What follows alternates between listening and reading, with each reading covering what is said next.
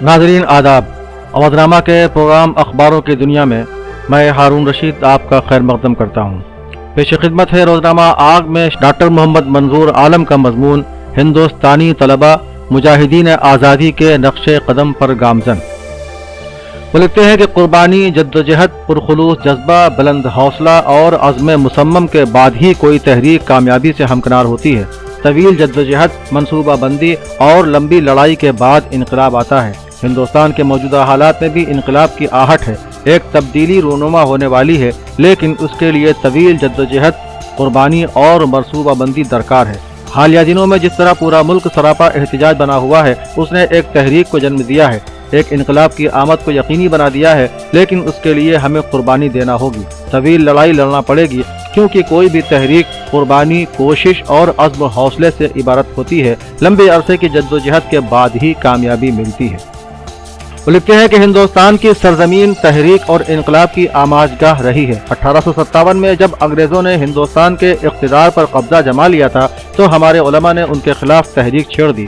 हिंदू, मुस्लिम, सिख, ईसाई, दलित, आदिवासी सभी मज़ाहिब और तबक़ात से ताल्लुक़ रखने वाले मैदान में इकट्ठा हो गए। अंग्रेजों से मुल्क को नजात दिलाने के लिए उन्होंने जंग छेड़ दी। लाखों लोगों को ब्रिटिश हुकूमत ने फांसी के फंदे पर लटका दिया, जेल की सलाखों पे बंद कर दिया, तरह तरह की अजियतों से दूचार किया। लेकिन उनके पायसबात में कोई लग़ज़िश नहीं आई, उनके हौसले कम नहीं हुए। 1 साल और 2 साल तक जद्दोजहद करने के बाद वो हिम्मत हार कर घरों में बैठ नहीं गए, बल्कि उन्होंने आज़ादी की लड़ाई जारी रखी। नस्लें गुजर गईं, लेकिन अंग्रेज़ों के खिलाफ जंग के हौसले, जज्बे और आज़्म में कोई कमी नहीं आई। बिलाखिर 90 बरस की तवील जद्दोजहद, अजीम कुर्बानियों और कोशिशों के बाद आज़ादी की जंग में कामयाबी मिली। हिंदुस्तान को आज़ादी का तमगा मिला। बाबा भीमराव अंबेडकर की क़यादत में माहिरीन कानून ने हिंदुस्तान का एक जामे और अजीम दस्तूर तश्कील दिया, जिसकी तमहीद में आज़ादी, मसावात, इंसाफ और भाईचारे को शामिल किया। इस दस्तूर ने हिंदुस्तान को पूरी दुनिया में अजीम बनाया। अवाम को ताकत मिली। अदलिया और दीगर आईनी इदारों की खुदमुख्तारी की वजह से अवाम का ख्वाब हकीकत में तब्दील हो गया।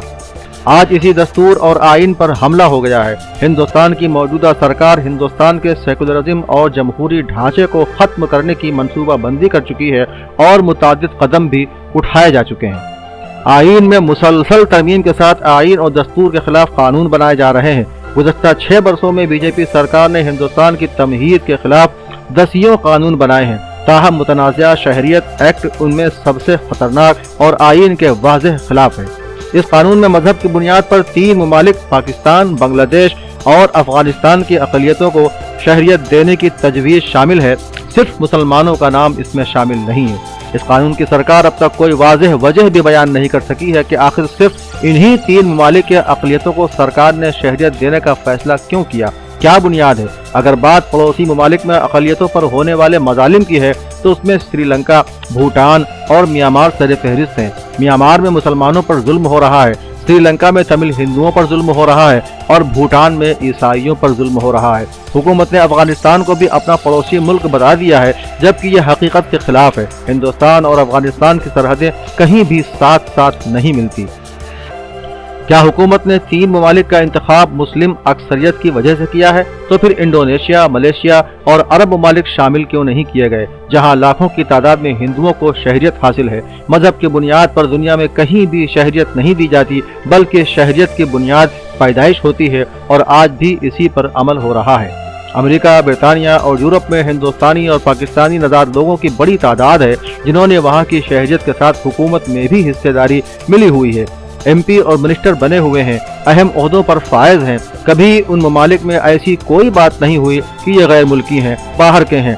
तारीख का ये अजीब अलमिया है कि दुनिया के हर हिस्से में हिंदुस्तान के लोगों को शहरियत दी जा रही है, मुलाजिमत दी जा रही है, उन्हें इज्जत दी जा रही है। बैरून ममालिक की वजह से हिंदुस्तान के कई करोड़ अवाम बरसरे रोजगार हैं। दूसरी तरफ हिंदुस्तान की हुकूमत अब अपने मुल्क के अवाम को भी बर्दाश्त करने के लिए तैयार नहीं है। जिस हुकूमत में अपने वतन के अवाम के लिए हमदर्दी, जज्बा, खैरख्वाही और मोहब्बत नहीं है, वह बैरून ममालिक के अवाम को किस बुनियाद पर शहरियत दे रही है, और वाकई वो शहरियत दे रही है या फिर वोट बैंक की सियासत।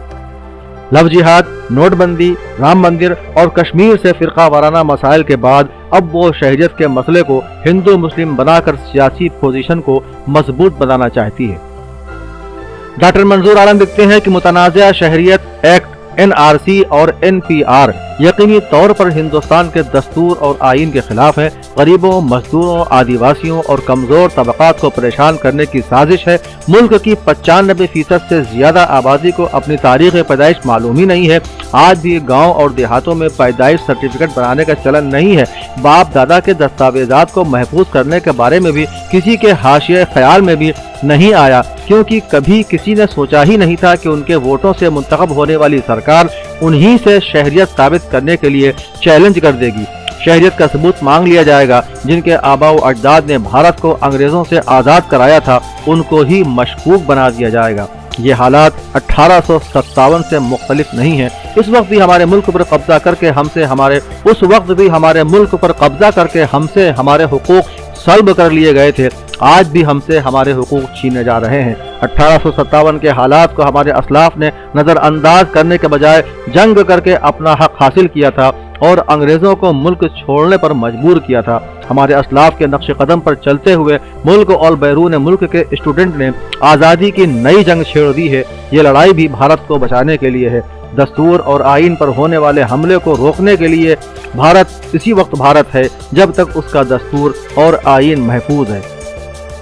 आइन पर हमला भारत पर हमले के मुतरादिफ है, जिसके खिलाफ तहरीक चलाना जरूरी है और स्टूडेंट मुल्क भर में सरगर्म हो चुके हैं। यह तहरीक तवील कोशिश और मुस्तकिल जद्दोजहद चाहती है। अगर हमारे स्टूडेंट की ये कोशिशें इसी तरह जारी रहीं, सभी तबके और मज़ाहिब के लोग इसी तरह मैदान में सरगर्म रहें, तो कामयाबी यकीनी तौर पर मिलेगी।